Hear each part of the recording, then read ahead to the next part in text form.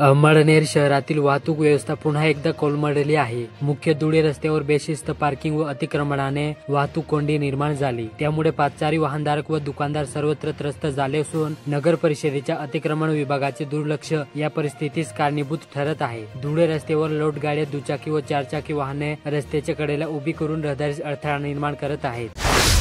संपूर्ण राज्यात प्लास्टिकच्या ठराविक वस्तू तसेच 50 मायक्रॉनपेक्षा कमी जाडीच्या प्लास्टिक पिशव्यांवर बंदी घालण्यात आली असली तरी या बंदीच्या शहर परिसरात बोजवारा उडाला। शहरातील व्यावसायिकांकडून सर्रासपणे प्लास्टिकच्या पिशव्यांचा वापर होत आहे।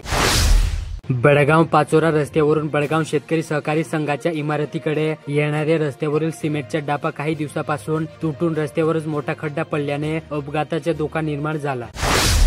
चाळीसगाव तालुक्यात देशात आणीबाणीच्या पूर्वाला बुधवारी 50 वर्षे पूर्ण झाली। आणीबाणीत तुरुंगवास भोगणारे सेनानी आणि दिवंगत बंदिवानांच्या कुटुंबियास आमदार मंगेश चव्हाण यांच्या हस्ते गौरव करण्यात आला। यावेळी आणीबाणी काळातील आठवणी ताजा झाल्या। छत्रपती संभाजीनगर इंदूर मार्गाचे काम सुरू असल्याने चोपडा आगारातून अनर्व ते बुधगाव मार्गावर जाणारी बससेवा बंद करण्यात आली। यामुळे विद्यार्थ्यांसह ग्रामस्थांना मोठ्या गैरसोयीला सामोरे जावे लागत आहे। अमळनेर तालुक्यात महावितरण मंडळातर्फे राज्यात सर्वत्र स्मार्ट प्रीपेड मीटर बसवण्याचे काम सुरू आहे। या प्रक्रियेस येथे मात्र संमिश्र प्रतिसाद मिळत आहे। गेल्या 2 महिन्यात सुमारे 64,000 ग्राहकांपैकी केवळ 960 स्मार्ट मीटर बसवण्यात आले।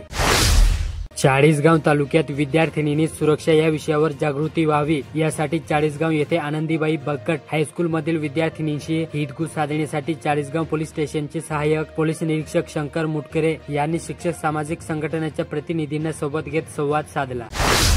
चाळीसगाव तालुक्यात रस्ता नाही, विजेची व्यवस्था नाही, पिण्याच्या पाण्याची व्यवस्था नाही, अशा स्थितीत राहायचे कसे असा प्रश्न उपस्थित करीत छत्रपती संभाजीनगर रस्त्यालगतच्या श्री कॉलनीतील रहिवाशांनी समस्या मार्गी लावण्यासाठी मुख्याधिकारी सौरभ जोशी यांना निवेदन सादर केले।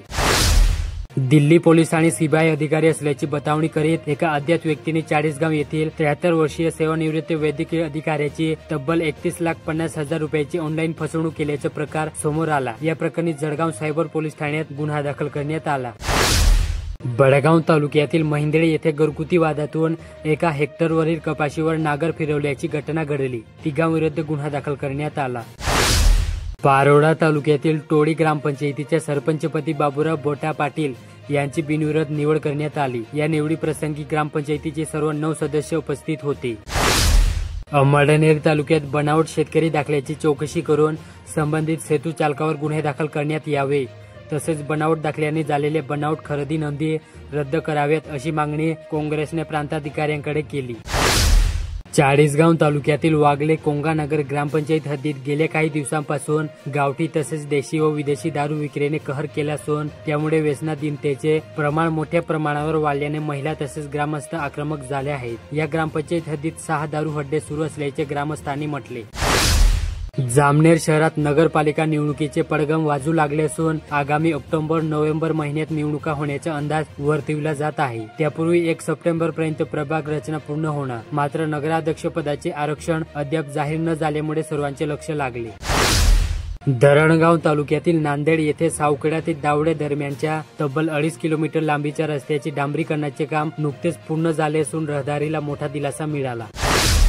पारोळा तालुक्यात इमारत व इतर बांधकाम कामगार कल्याणकारी मंडळातर्फे एरंडोल आणि पारोळा तालुक्यात बांधकाम कामगाराची बायोमेट्रिक नोंदणी कार्यक्रम राबवण्यात आला। या बायोमेट्रिक नोंदणी झालेल्या बांधकाम कामगारांना मंगळवारी आमदार ओमल पाटील यांच्या हस्ते संसारोपयोगी भांडी वितरित करण्यात आली।